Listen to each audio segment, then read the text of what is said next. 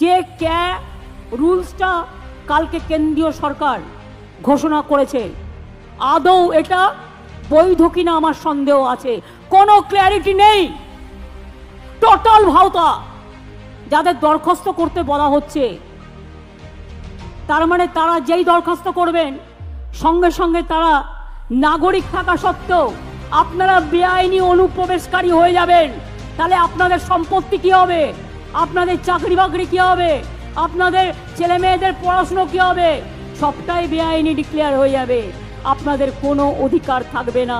এটা অধিকার কারার খেলা। আপনারা যেই দরখাস্ত করবেন আপনাদের সব নাগরিকত্ব ক্যান্সেল করে দিয়ে, সব অধিকার ক্যান্সেল করে দিয়ে, এটা এনআরসির সাথে কানেক্টেড মনে রাখবেন, আপনাদের ডিটেনশন ক্যাম্পে নিয়ে চলে যাওয়া হবে।